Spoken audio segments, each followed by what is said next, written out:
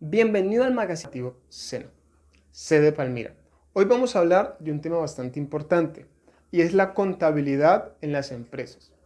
¿Cómo es la implementación de estas? ¿Cómo se configuran? Según su tamaño, según la configuración legal, según su configuración financiera, todo el conjunto que hay detrás de las empresas para su funcionamiento. Y bueno, cada uno de nuestros corresponsales nos va a ampliar los diferentes temas. Para iniciar, vamos a hablar un poco de lo que son las prestaciones sociales y cómo éstas acogen y acobijan el funcionamiento de nuestros trabajadores. Adelante. Las prestaciones sociales actualmente son requeridas por la ley. Es por esto que las empresas buscan crear un ambiente de confianza propicio para la productividad y porque contribuyen a estabilizar la economía. Las prestaciones sociales son un beneficio a favor de los trabajadores para cubrir las necesidades que se le pueden presentar. Posteriormente, estas prestaciones son una remuneración por parte del empleador al trabajador que se encuentre vinculado en la empresa mediante un contrato de trabajo.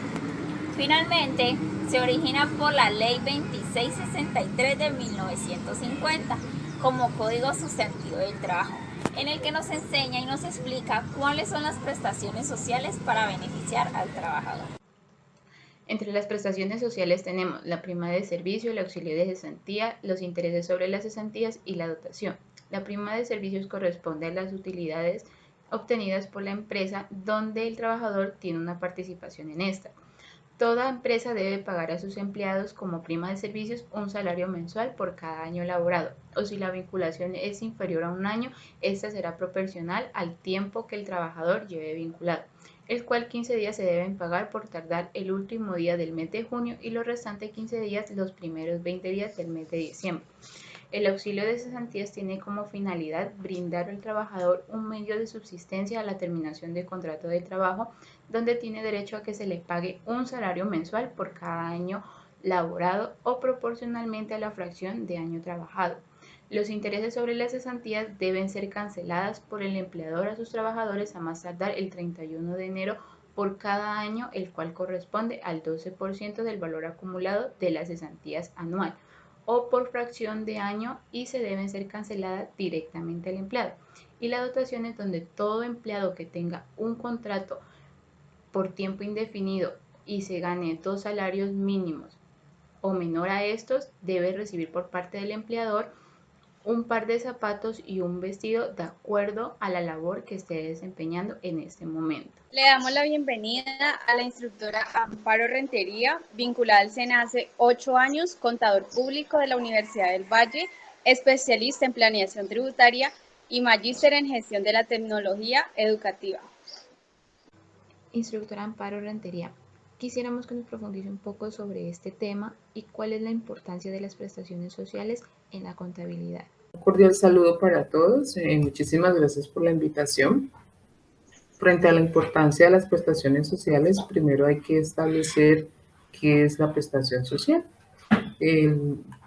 Estas prestaciones sociales están establecidas en la sentencia de julio 18 del año 1985, donde la define como el reconocimiento que hace el patrón o empleador al trabajador en dinero o en especies o en otros beneficios enmarcados en la ley, en el contrato de trabajo o establecido en el reglamento interno de trabajo. Este reconocimiento se hace en virtud de las actividades que desarrolla el trabajador en la empresa y se diferencia del salario convencional o normal, que es obligatorio cumplimiento, mientras que las prestaciones sociales hacen referencia a un reconocimiento, ¿sí? Y se establecen como las prestaciones sociales las siguientes, que son prima de servicios, auxilio de cesantía o cesantías, intereses a la cesantía y las dotaciones. Cabe aclarar que también está inmersa las vacaciones. Todo trabajador tiene derecho a sus vacaciones y a todo lo que establece la ley. La prima de servicio se paga 2 veces al año, en el mes de junio y en el mes de diciembre. La cesantía es un ahorro prácticamente que se le hace al trabajador en un porcentaje establecido por la ley y debe consignarse máximo el día 15 de febrero del año que corresponda. El interés de las cesantías hace referencia a un porcentaje que se toma como punto de partida de las cesantías consignadas y se consigna en la cuenta del trabajador. La dotación son los elementos que requiere el trabajador para realizar las actividades dentro de la organización. Básicamente estas son las prestaciones sociales y, como les indiqué anteriormente, está normada por la ley establecida en el año 1985. Muchas gracias, instructora, por tus conocimientos y tu tiempo prestado. Esperamos tenerla próximamente por aquí. Muchas gracias. A ustedes muy amables, muchas gracias por la invitación. Las prestaciones sociales a través del tiempo han dado mucho de qué hablar, ya sea por las empresas y los empleados. Es por esto que los mismos empleados deben saber toda la información concerniente para que no exista ningún tipo de abuso o injusticia. Gracias a nuestro corresponsal por ampliarnos un poco lo que son las prestaciones sociales dentro de la configuración de las empresas. Pero si abordamos un poco la clasificación de las empresas y lo hacemos desde la perspectiva constitucional, o sea, desde la perspectiva legal, hay toda una configuración que amparan a las empresas. O sea, las empresas están regidas dentro de una normatividad. Para esto, nuestro corresponsal nos va a ampliar un poco lo que es esto. Adelante.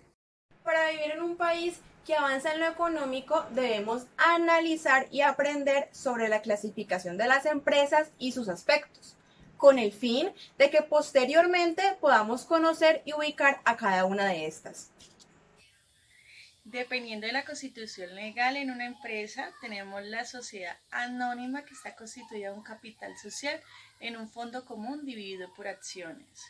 Encontramos también las sociedades colectivas, que son, en caso de alguna dificultad, directamente en la empresa, los socios son los que aportan con su propio capital. Encontramos también las sociedades en comandita, donde los socios capitalistas, también llamados comanditarios, y los socios gestores son los que están obligados a administrar el aporte de los capitalistas. Están también las sociedades limitadas, donde todos los socios administran por derecho propio, aunque se opta siempre por delegar la administración a uno de los socios o a terceros. La caracterización de las empresas por su dependencia capital cuenta con dos sectores, el sector primario y el sector secundario. Por el sector primario podemos encontrar unas características que se denominan al sector, que son las empresas mineras, que se encargan de la minería y la explotación de la tierra, las empresas pesqueras, que se encargan de la explotación de los peces y del propio mar, las empresas agrícolas, que se encargan de la ganadería y agricultura. Por el sector secundario podemos encontrar también unas características de las empresas, que son las empresas comerciales, que se encargan de vender y comprar un producto a los clientes, las empresas de servicio, que se encargan de prestar un servicio a una entidad o a un cliente que lo necesite, las empresas cevícolas, que su función es la tala y recosecha de los árboles. Damos la bienvenida al doctor Fabio, un especialista en este tema, el cual nos va a profundizar un poco acerca de esto. Bueno, especialista Fabio, para usted, ¿cuál es el aspecto más importante en la clasificación de empresas? Muy buenas tardes con todos. Les agradezco por su gentileza en invitarme a su magazine. Sí, atendiendo a la pregunta que me están refiriendo, bueno, hay varios aspectos que se pueden relacionar. Las empresas se pueden clasificar de varias maneras. Hay muchos expertos que coinciden en algunas, otros no tanta. En realidad hay algunas formas que se clasifican según la forma jurídica, el tamaño, los beneficios que se destinen, de acuerdo al sector de la actividad donde trabajen o donde se desempeñen las empresas, y de acuerdo a la titularidad del capital. Una, digamos que es la de las más importantes para mi concepto, digamos, aspectos o requisitos o características para clasificar las empresas, es de acuerdo a su forma jurídica, debido a que esa es la forma en cómo las empresas responden ante la sociedad y ante las autoridades de vigilancia y control. Aquí ya se encuentra la forma de la responsabilidad, si es limitada o ilimitada. Dependiendo de eso, pues la empresa tendría la capacidad de responder bajo sus obligaciones ante la sociedad. Entonces, si es una responsabilidad solidaria, ilimitada y subsidiaria, es una responsabilidad mucho más grande que acarrea no solo responder por los dineros o bienes que aportan para la constitución de una empresa, sino también con su patrimonio personal. Entonces, las empresas bajo esa clasificación son mucho más rigurosas en cuanto a exigir las responsabilidades de los socios. Entonces, esa responsabilidad está en la forma jurídica. Entonces, yo diría que esa es la más importante dentro de la clasificación que requieren en la pregunta. Dentro de esa también forma jurídica, también se maneja lo que es la responsabilidad limitada, que es otro tipo de responsabilidad en donde se establece que los socios que crean estas empresas solo responderán hasta el monto que aportan para su creación. Es como el caso de las sociedades anónimas o las sociedades por acciones simplificadas o las sociedades de responsabilidad limitada. Entonces, básicamente, cuando hablamos de la clasificación de las empresas según su forma jurídica, creería que esa es la más importante. Hay otras que pues obviamente son, digamos, requisitos para clasificar las empresas, que es de acuerdo a su volumen de ventas, de acuerdo a la capacidad que tengan de producción, de acuerdo a, digamos, al capital que tengan, a los beneficios, número de trabajadores, pero quizás esa no es tan importante como la que les estoy mencionando, que es la de referirse digamos, a la forma jurídica de constituirse la empresa. Entonces, a mi modo, el factor más importante para clasificar o crear una empresa es la forma jurídica. Bueno, agradecemos la participación del especialista en el tema, el señor Fabio Valdemar Obando, por su conocimiento y tiempo. Muchas gracias. Con mucho gusto. El agradecimiento es para ustedes también por invitarme a su prestigioso magazine. Estoy presto a compartir mis conocimientos en otra oportunidad. Muchas gracias. Con esto podemos concluir que para formar una empresa debemos saber cómo éstas se forman, cuáles son sus actividades, cómo funcionan y así empezar a conocer este mundo empresarial. Gracias, corresponsal, por ampliar sobre la clasificación según la configuración legal. Pero hay otra configuración y es la configuración según el tamaño de la empresa, según la franquicia, según su estructura. Y para esto, nuestro corresponsal nos va a hablar un poco de esto. Adelante. El tamaño de las empresas. Cuando creas una empresa, es importante clasificarla de acuerdo a su tamaño y a sus características, ya que así podrás conectarla con el ecosistema al que pertenece y así saber identificar las oportunidades para ello. Existen distintos criterios a partir de los que puede establecerse una clasificación de tipo de empresas. Por ejemplo, el tamaño del negocio, la cantidad de personas que trabajan en su plantilla, ya que, o sea, a partir de esta premisa podemos identificar cómo está conformada su estructura y así poder identificar el tamaño de la empresa. A partir de esas premisas existen diferentes tipos de clasificación, ¿no? Que son las microempresas, las pequeñas empresas, las medianas empresas y las grandes empresas. Microempresas. Posee menos de 10 trabajadores. Sus ingresos anuales no superan los 6.000 salarios mínimos legales vigentes. No son usuarios aduaneros. Tienen máximo un establecimiento de comercio, oficina, sede, local o algún negocio en donde ejerce su actividad y que no se desarrolla la explotación intangible. Ejemplo, estanco, lavandería, también restaurantes de comida rápida. Y las pequeñas empresas tienen menos de 50 personas, de 50 trabajadores. En muchos casos son empresas familiares, en los cuales a menudo la familia es parte de la fuerza laboral de la pequeña empresa. Son proveedores de medianas y grandes empresas y hacen uso de la innovación, lo cual genera crecimiento económico a la empresa. El propietario tiene un buen conocimiento del producto que ofrece y del servicio que presta. Ejemplo, peluquerías, consultorías y librerías. Mediana empresa. En la clasificación de las empresas en función de su tamaño encontramos empresas medianas que tienen una mayor oferta de empleo y pueden contratar por ende entre 51 y 200 trabajadores en planta. Este tipo de empresas tiene una mayor estructura organizacional y sus activos totales van desde los 5.000 hasta los 30.000 salarios mínimos mensuales legales vigentes. Las empresas pequeñas y medianas son la base de la economía de nuestro país. Ya en las grandes empresas, el personal en planta supera los 201 trabajadores y tienen una proyección internacional porque tienen sedes en diferentes países. Algunas de las multinacionales que funcionan en nuestro país son Avianca, el Grupo Argos, Nacional de Chocolates, Terpel, entre otras. Los activos totales de estas multinacionales superan los 30.000 salarios mínimos mensuales legales vigentes. Las micro, pequeñas y medianas empresas tienen una gran importancia en la economía y en el empleo a nivel nacional y regional. Las pequeñas y las medianas empresas abarcan la mayor cantidad de empleo a nivel nacional, son de mucha importancia, de gran importancia en la economía de nuestro país. Las empresas pequeñas representan a nivel mundial el cemento de la economía que aporta el mayor número de unidades económicas y de personal ocupado.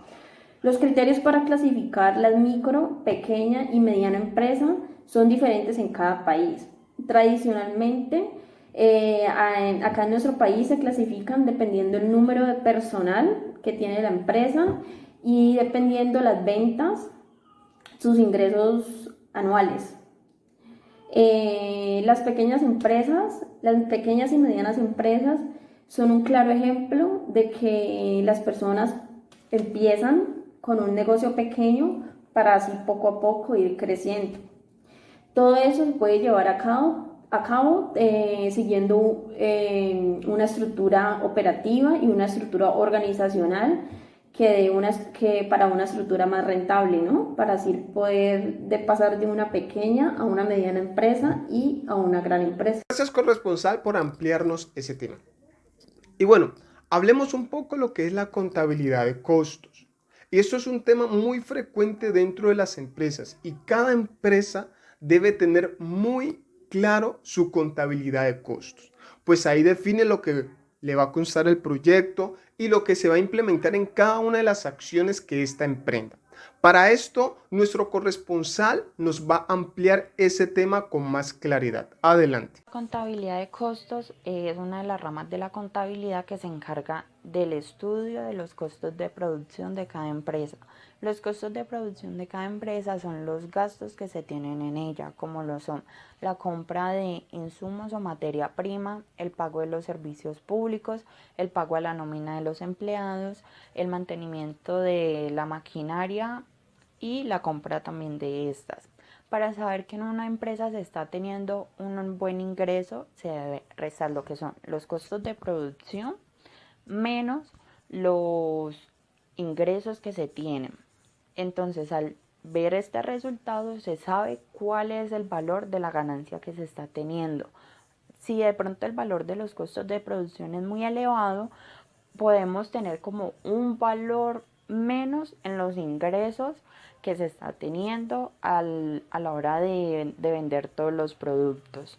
Como ya hemos visto, la contabilidad de costos hace parte fundamental de las empresas, sobre todo del sector industrial, ya que permite identificar el cumplimiento de las metas y objetivos propuestas dentro de la planificación del proceso de gestión empresarial de la organización.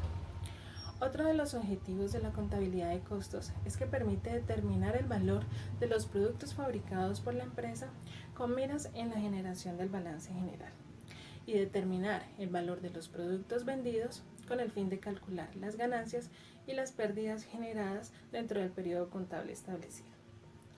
También brinda una información oportuna y suficiente a las directivas de la empresa para una mejor toma de decisiones, lo que colabora con la planificación de las utilidades y de nuevas estrategias en pro del mejoramiento continuo, como son la elaboración de los presupuestos y de programas de venta, de producción y de financiación. Otra de las características de la contabilidad de costos es que emplea documentos especiales para recopilar su información, como son la solicitud de compras, la orden de compras, la tarjeta de cardes y la hoja de costos, entre otros. También maneja unas cuentas y unos registros específicos, como son las cuentas de materia prima, costos de ventas, costo de producción y nómina de fábrica. Los elementos del costo de producción son los componentes que suministran la información necesaria para la medición del ingreso y la fijación del precio del producto. Son tres: materia prima, mano de obra y costos indirectos de fabricación. Estos a su vez se dividen en materia prima indirecta, mano de obra indirecta y costos indirectos de fabricación. El primer elemento es la materia prima directa. La materia prima directa son todos los materiales que están sujetos a transformación y que forman parte integral del producto. Estos pues los podemos identificar plenamente dentro del producto. Tomaremos como ejemplo la fabricación del jeans. Entonces, dentro de la fabricación de un jean, la materia prima directa será la tela, los hilos, los botones y el cierre. El segundo elemento es la mano de obra directa. Entonces, la mano de obra directa será todo el esfuerzo humano que intervino para la producción, en este caso de los jeans. Entonces, serán todos los obreros y todos los sueldos, salarios y prestaciones sociales pues, que representen estas personas que trabajan en la planta de producción. El tercer elemento son los costos indirectos de fabricación. Los costos indirectos de fabricación no son plenamente identificables dentro del producto y requieren pues más cuidado para ser identificados. Los costos indirectos de fabricación están compuestos por la materia prima indirecta, la mano de obra indirecta y otros costos de fabricación. El primero de ellos es la materia prima indirecta. Entonces, la materia prima indirecta son todos los materiales que no podemos identificar plenamente dentro del producto. Por ejemplo, tomemos la elaboración de nuestro jean. Entonces, para la elaboración de nuestro jean, la materia prima indirecta será todo el empaque o embalaje que se use dentro del proceso. También máquinas como una cortadora o una hiladora, el metro, esos serán algunos de la materia prima indirecta. El segundo es la mano de obra indirecta. Entonces está compuesto por todas las personas que no forman parte del proceso productivo, en el caso de todas las personas que no participaron para la elaboración de nuestros jeans. Por ejemplo, el personal administrativo, ¿sí? Todo lo que lo compone la secretaria, la recepcionista, el contador, el administrador, son personas que no trabajaron directamente en la elaboración de los jeans, pero que forman parte importante de la empresa.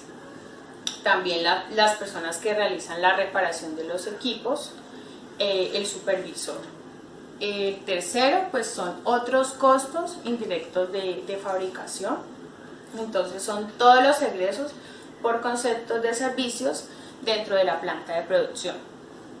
Como ejemplo, pues tenemos los servicios públicos. Está el agua, que es necesaria para el proceso productivo, en el caso para lavar las telas, para la tintorería, la energía, que es necesaria para el funcionamiento de las máquinas, para la iluminación de la planta de producción, el teléfono, ¿sí? Que está en la oficina del supervisor o en la oficina del ingeniero. También dentro de estos otros costos indirectos pues tenemos el servicio de mantenimiento, de aseo de la planta de producción, el servicio de transporte y la depreciación de toda la maquinaria. Concluir que la contabilidad de costos es una rama muy importante, ya que esta nos enseña cómo podemos llevar el inventario de los productos que compramos y los productos que vendemos y así luego sacar lo que son las ganancias para la empresa. Gracias, corresponsal.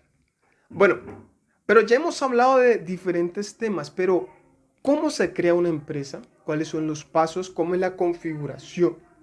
Es muy importante porque si miramos las estadísticas de nuestro país, Colombia, pero no nos vamos lejos, a nuestro departamento del Valle, diariamente crean muchas empresas. Si lo vemos en Bogotá, en Cali, en nuestras capitales, en nuestros municipios, hay muchas personas emprendedoras, ¿sí?, que deciden iniciar su franquicia, iniciar su empresa, iniciar su marca. Pero es importante conocer cómo se crea esta, cuál es el proceso.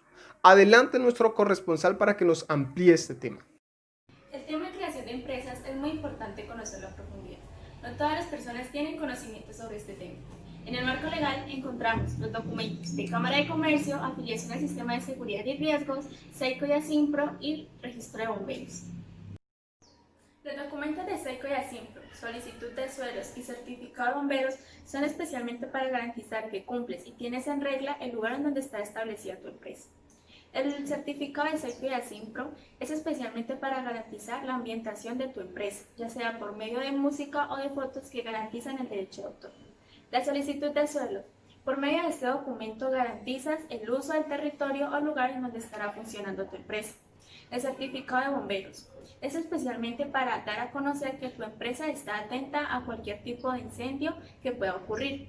Por medio de este certificado también garantizas que cumples con todas las normas y reglas que el Cuerpo de Bomberos establece. Comercio es una sociedad de comerciantes locales, regionales o internacionales. Esta puede beneficiar a comerciantes minoristas o mayoristas, ya sea que se dediquen al mercado interno, a la exportación o importación. La Cámara de Comercio usa documentos, el RUT y el RUES. El RUES es el Registro Único Empresarial y Social. Esta lleva un registro a la Cámara de Comercio para mantener información más relevante en la base empresarial del país. El RUT es el Registro Único Tributario o la cédula tributaria. Esta sirve para identificarnos como comerciantes en el país. El sistema laboral de riesgo se define como el conjunto de entidades públicas y privadas, normas y procedimientos destinados a proteger, prevenir y atender a los trabajadores de riesgos laborales y enfermedades. Los bienes que debe asegurar una empresa depende del giro de la misma. Sin embargo, existen situaciones a las que un porcentaje de pequeñas y medianas empresas se enfrentan por igual. Con los siguientes seguros pueden prevenirse: seguro de póliza, seguro de propiedad de la empresa, seguro de gastos médicos, seguro de vehículo y seguro de vida. El día de hoy tenemos una invitada muy especial. Su nombre es Sandra Sánchez. Su microempresa se dedica a la elaboración de productos de guayaba. Hola Sandra. Hola, ¿cómo estás? Muy bien. Me alegra contigo. Cuéntanos, ¿qué te inspiró a crear una empresa?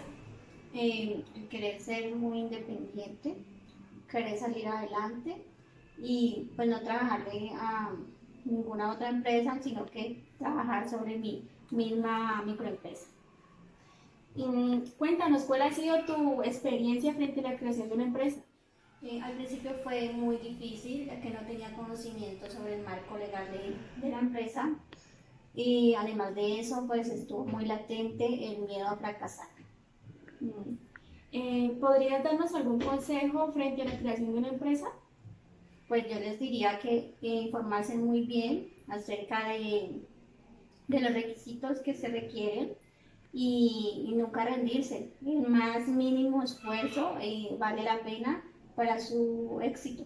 Muchas gracias, Sandra. Un placer haberte tenido hoy. Con mucho gusto. Que saber sobre la creación de empresas te ayuda en tus planes emprendedores. Gracias, corresponsal. Y bueno, vamos a hablar de lo que es la contabilidad financiera. Cómo se constituye, cómo son los informes, cómo es que se debe llevar la contabilidad de una empresa en su totalidad. Es vital la configuración de un patrón financiero sólido para que la empresa funcione en su totalidad. Adelante, corresponsal, con este tema. La contabilidad financiera, conocida también como la contabilidad externa o contabilidad general, Es la rama de contabilidad que tiene como función recolectar, clasificar, registrar e informar sobre las operaciones que pueden valorarse en términos monetarios o bien que son realizadas por un ente económico. En cuanto a la función principal de la contabilidad financiera, podríamos decir que es la de realizar un histórico de todos los movimientos que realiza una empresa a lo largo de su experiencia, es decir, tener un registro de vida económica de la compañía. La contabilidad financiera cubre todas las operaciones que realiza un negocio durante su actividad empresarial, de una manera sistemática, histórica y cronológica. La contabilidad financiera, por tanto, podría resumirse como un sistema que permite medir la evolución del patrimonio y riqueza de un negocio, así como los resultados económicos a través de un registro sistemático y veraz de todas las actividades empresariales. Los invito a que profundicemos el tema de la contabilidad financiera. Y es que en la actualidad, la información contable y financiera hace parte de nuestra vida cotidiana, ya que es el lenguaje que emplean negocios, empresas, pequeños, medianos y grandes comerciantes. Y es que podemos decir que vivimos inmersos en un mundo lleno de sorpresas. Por ejemplo, cuando salimos a la calle, ¿qué vemos? Bancos, academias, panaderías. ¿Y esas qué son? Empresas. Aclaremos que una empresa no solo lleva la actividad de compra, venta y prestadora de servicio, sino que también lleva un registro o una actividad de esta misma. Y es ahí en donde entra la función de la contabilidad. Uno de sus principales objetivos es asistencia de material impuesto, el control de bienes y obligaciones y la gestión del dinero en una cuenta corriente. Estos solo son algunos, ya que los objetivos varían dependiendo de la persona que los maneje. Características esenciales de la contabilidad financiera son: registrar de manera ordenada las actividades de la empresa, permitir tener un ingreso histórico de la evolución de la empresa, el lenguaje común de entendimiento de las áreas de los negocios e inversiones, y se basa en reglas, normas, principios comúnmente aceptados. Los elementos básicos de la contabilidad financiera se basan en un sistema adecuado, donde la unidad básica es una cuenta. Esta se presenta en una cuenta T con dos columnas, donde ingresamos los ingresos y los egresos. Estas dos columnas se llaman haber y debe. En el haber ingresamos los créditos y los gastos. En el debe ingresamos los débitos y los ingresos. En las cuentas del activo y resultados negativos se suman al debe y se restan al haber. En las cuentas del pasivo, patrimonio neto y resultados positivos se suman al haber y se restan al debe. Aunque una transacción la podemos poner tanto al debe como al haber, siempre y cuando tengamos exactamente la cuenta bien percepcionada. Seguimos aquí con el entrevistado Jonathan Castaño de la Universidad Antonio Nariño, octavo semestre en contaduría, y él nos va a dar unas recomendaciones a la hora de manejar la contabilidad financiera en una empresa. Bueno, la contabilidad financiera es una aliada para tomar decisiones dentro de una empresa. ¿Cómo se pueden verificar? Con los estados financieros. Los estados financieros nos identifican qué se debe hacer, para dónde debe dirigirse la empresa, en qué está fallando o en qué está involucrándose económicamente. Una de las recomendaciones que le digo a las empresas es que los contadores no se deben llevar toda la documentación. La documentación siempre se debe llevar en la misma empresa. Las empresas muchas veces le dan la confianza al contador de llevarse pues como tal toda la documentación, y eso no está bien hecho. Otra recomendación que siempre doy es que siempre se debe digitalizar. Lo que son facturas, lo que son compras, lo que son ventas, todo eso se debe hacer al día a día, que sea diario. Hay unas empresas que por lo regular lo hacen cada fin de mes o cada semana, al fin del día, y eso no está bien hecho. También tienen que tener una licencia en un software contable. ¿Por qué es necesario? Digamos que es necesario por el sentido de que siempre se va a necesitar un programa en el cual ustedes puedan confiar y no se pierda la documentación. Creo que algo que también deben tener conocimiento es que siempre tienen que estar, digamos, al día a día con los impuestos. Siempre se tienen que hacer bien los impuestos, cómo son, si son mensuales, si son trimestrales o si son anuales. Y otra recomendación sería que siempre tuvieran los estados financieros, siempre anual, o los estados que siempre les piden cada año. Listo, Jonathan, muchas gracias. Mucho gusto. Para concluir, la contabilidad financiera es un aliado importante a la hora de tomar decisiones en cualquier empresa, ya que por medio de la presentación de estados financieros podemos saber qué se está acertando o en qué se está fallando. Gracias, corresponsal. Y bueno, es importante que las empresas continuamente estén realizando auditorías internas. ¿Esta les sirve para qué? Para la implementación de nuevas estrategias y para el funcionamiento de estas. Bueno, corresponsal, adelante con esta información.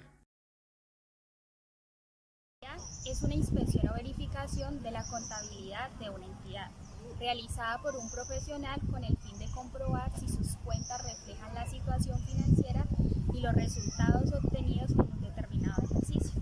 Las auditorías siempre se han considerado como el examen y el control de la situación económica de la empresa, para saber qué cosas van mal y qué cosas van bien, y cómo puede mejorar en cualquiera de los puntos claves de la empresa.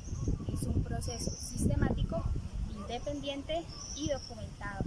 Sistemático porque es un conjunto de elementos que constantemente se están relacionando y tienen una meta en común, es decir, es un sistema. Sus elementos son planificación de la auditoría, ejecución de la auditoría, recolección y evaluación de las evidencias y seguimiento a los compromisos de la auditoría. Independiente porque yo no puedo ser juez ni parte de la auditoría, es decir, yo no puedo evitar un proceso en el cual yo tengo unas responsabilidades y unas autoridades. Y documentado porque debe existir un programa de auditorías en el cual se debe establecer criterios, alcance, frecuencias y métodos de la auditoría. Estos tres elementos me van a ayudar a obtener evidencias, o sea, pruebas, y a evaluar de una manera objetiva, es decir, no estoy ni en contra ni a favor de la organización y las voy a evaluar teniendo en cuenta unos criterios, los cuales son políticas de la organización, procedimientos de la organización, instructivos de la organización, normas y requisitos legales. En muchas ocasiones las empresas no valoran suficientemente la necesidad y la importancia de las auditorías en las empresas, ya que esta nos permite estudiar que todo lo que esté haciendo en la empresa esté bien y que estemos cumpliendo con las normatividades legales y nos estemos adaptando a las nuevas tecnologías para hacer cada vez más exitosa a la empresa. También nos evita la insolvencia económica, los fraudes, los cuales le trae a la empresa multas y sanciones. Existen varias técnicas de auditoría, las cuales le permite al auditor hacer un informe de auditoría para la empresa. Y entre esas están los estudios generales, los análisis, los cuales hay dos, que es análisis de movimiento y análisis de saldo. Está la investigación, el certificado, la comprobación, los hechos posteriores, la inspección, la confirmación, la observación y por último el cálculo. Auditoría externa es el examen crítico, sistemático y detallado de una unidad de información de una actividad económica. Es realizada por un contador público sin vínculos laborales con la empresa y utiliza determinadas técnicas con el objetivo de emitir una opinión sobre cómo formula el sistema, el control interno de sí mismo y formular sugerencias para su mejoramiento. El objetivo de esto es analizar y verificar los estados financieros de las empresas o negocios. La auditoría tiene la tarea de identificar riesgos, evaluar riesgos de fraude, diseñar metodologías de auditoría que permitan evaluar el diseño, la implementación y efectividad de los controles implementados y diseñar procedimientos de auditoría que correspondan a la evaluación de los riesgos. Auditoría interna. La auditoría interna es un sistema de control interno de la empresa y consiste en el conjunto de medidas, políticas y procedimientos establecidos en una organización concreta para proteger su activo, minimizar riesgos, incrementar la eficacia de los procesos operativos y optimizar y rentabilizar en definitiva el negocio. Conforme una empresa aumenta su volumen, se pone de manifiesto la auditoría interna. La razón, cuanto más crece la empresa, más imposibilitada se ve la dirección de controlar todos y cada uno de los procesos de los que se vale la empresa. Así, a través de la auditoría interna, es más sencillo por parte de la dirección comprobar que efectivamente se está llevando a término todas las funciones en cada uno de los departamentos, analizando de manera objetiva y tomando medidas cuando sea preciso. Un proceso de auditoría puede ser una herramienta muy interesante para que las organizaciones mejoren, pues al evaluarse, así sea interna o externa, se obtiene retroalimentación que permitirá identificar y afrontar mejor las diferentes situaciones. Además, una organización que cree cultura de auditarse es una empresa abierta al cambio, proactiva y que le permitirá adaptarse cada vez más fácil a los cambios del entorno, haciendo que sea más competitiva y sostenible. Gracias, corresponsal. Y bueno, vamos a hablar un poco de lo que es la importancia de la contabilidad en las empresas. Ya nuestros corresponsales nos han ampliado los diferentes temas que configuran la contabilidad dentro de una empresa. Pero, ¿por qué es importante cada uno de ellos? Nuestro corresponsal nos va a ampliar un poco de esto. Adelante. Para que una empresa pueda tener un buen financiamiento, debe tener controlados multitud de actividades y registros que garanticen su estabilidad y continuidad en el proceso. Gracias a esto también podemos conocer en cualquier momento cuáles son las cantidades exactas que debemos y cuáles no. Me presento, mi nombre es Jimmy Barreiro, trabajo para la empresa DirecTV. En este momento les voy a compartir un poco de mi conocimiento acerca del movimiento de la contabilidad en las empresas. Bueno, básicamente la contabilidad se puede decir que es una disciplina la cual estudia las cuentas de la empresa y que permite conocer cuál es la situación económica de la empresa como tal. Es un pilar fundamental porque en sí abarca mucho la administración de una empresa. Para que esto pueda funcionar, directamente es necesario tener una buena visión de negocio y controlar la multitud de factores. La contabilidad es una disciplina que se encarga de organizar y analizar el patrimonio y la economía financiera de una empresa u organización. Objetivos de la contabilidad. Uno de los objetivos de la contabilidad es proporcionar información de confianza sobre los resultados de una empresa obtenidos en un periodo de tiempo determinado. Registrar de forma clara y precisa las operaciones de ingresos y egresos de una empresa y proporcionar información en cualquier momento sobre las finanzas y la economía de una empresa. Hola a todos nuestros oyentes. Hoy me encuentro con el propietario de una microempresa. Hoy vamos a preguntarle a él cómo lleva a cabo la contabilidad en su empresa. Bueno, es muy importante llevar la contabilidad adecuada en la empresa, puesto que si se requiere un buen manejo de ella, sea empresa o sea microempresa, vamos a tener muy buenos resultados. Y esto va a llevar a cabo que la microempresa crezca cada día más y poder hacer un buen balance de cómo se está manejando la actividad o la microempresa. Bueno, y ahora tú, ¿cómo le darías ese aliento o ese consejo a las personas jurídicas o que apenas están empezando con sus pequeñas empresas? Bueno, es fundamental el que tenga en mente una microempresa o empresa.